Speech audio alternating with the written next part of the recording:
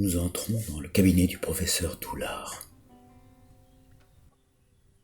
Je vais tenter de lui poser une question au risque de le déranger. Professeur Toulard, des termes techniques ou rarement employés ont fait leur apparition dans le vocabulaire utilisé par les autorités publiques.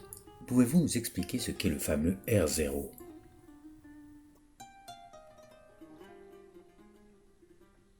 On peut mesurer la contagiosité d'une maladie grâce à une formule mathématique appelée R0.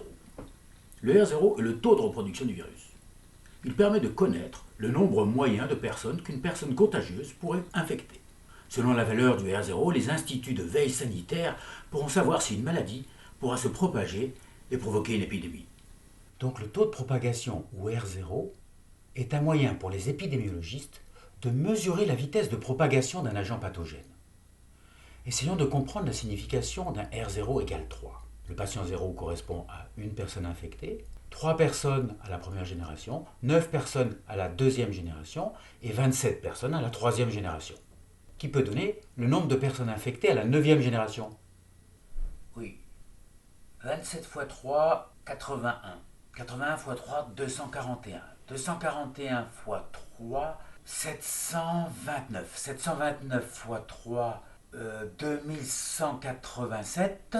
2187 x 3, ça fait 6561. 6561 x 3, 19 683.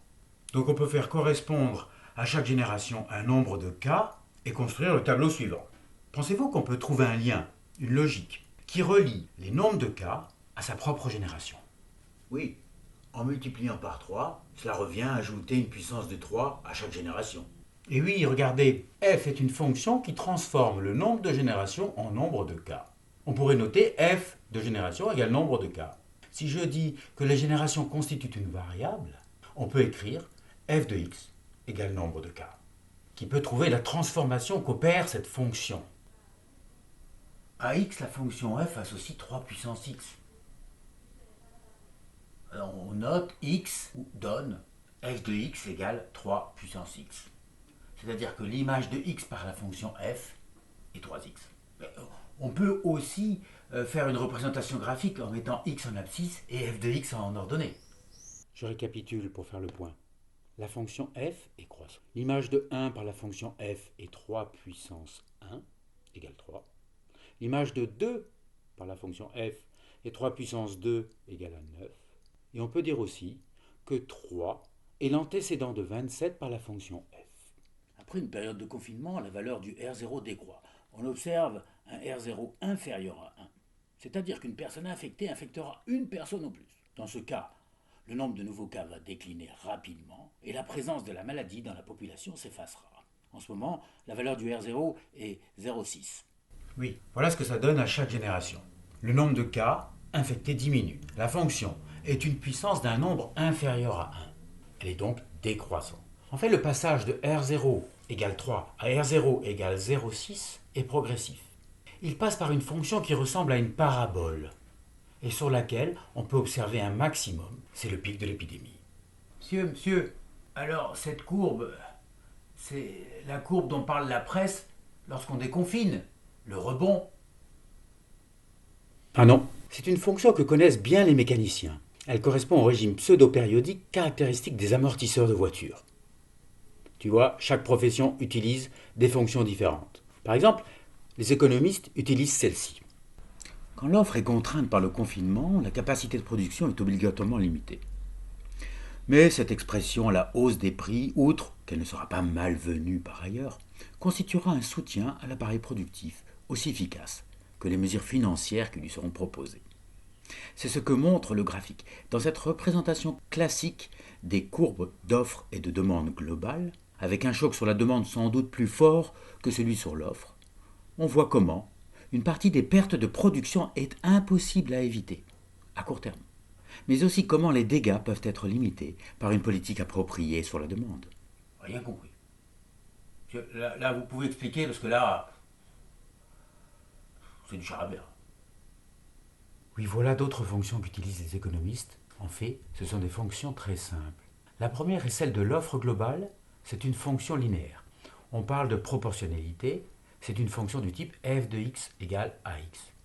X, c'est la production, et f de x, c'est le prix, c'est-à-dire la transformation de x par la fonction f. Prenons un exemple pour x. Le prix des tomates est proportionnel à leur poids. Le choc d'une crise comme celle attendue par le Covid va augmenter le prix de chaque kilo de tomates d'une valeur. Prenons par exemple 1,5. On peut donc définir la fonction suivante, g de x égale f de x plus 1,5. Cette fois, le prix n'est plus proportionnel au kilo. On parlera d'une fonction affine du type g de x égale ax plus b. On peut, pour chaque fonction, faire un tableau des valeurs et placer ces points sur un repère orthonormé, les relier pour avoir une représentation graphique des deux fonctions qui transforment un nombre de kilos en son prix. À droite, avant la crise, en noir, et à gauche, après la crise, en bleu. Ces deux droites sont croissantes. En ce qui concerne la demande globale, plus la production augmente, plus les prix sont bas. On va donc observer une droite décroissante. La fonction est une fonction affine, avec une valeur de a inférieure à 1. On peut prendre f de x égale ax plus b avec a égale moins 1 et par exemple prendre la fonction f de x égale moins x plus 10, la droite noire. Le choc du Covid aura pour effet de diminuer la demande globale, donc de déplacer la droite de la demande vers la gauche. On peut prendre par exemple g de x égale f de x moins 2, la droite bleue. Les économistes nous disent que l'équilibre du marché se situe au point d'intersection des droites d'offre globale et de demande globale, c'est-à-dire l'intersection de ces deux droites fixe un point qui détermine la production et les prix. On a le point P correspondant au prix avant la crise et le point P1 correspondant au prix après la crise. Donc voilà qui constitue une crise caractérisée par une forte baisse de la demande et des prix qu'il faudrait baisser pour rester à l'équilibre. Et tout ça grâce aux fonctions. Bon, j'en reviens pas, il faut qu'on s'y mette. Hein.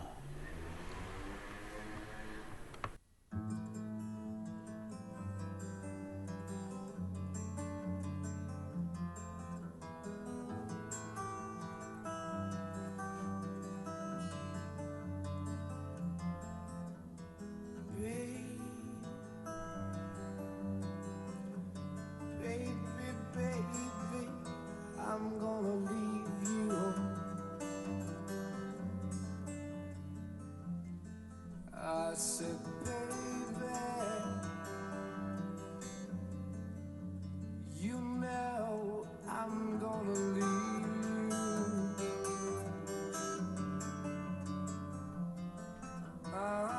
Leave you in the summertime. Leave you in the summer.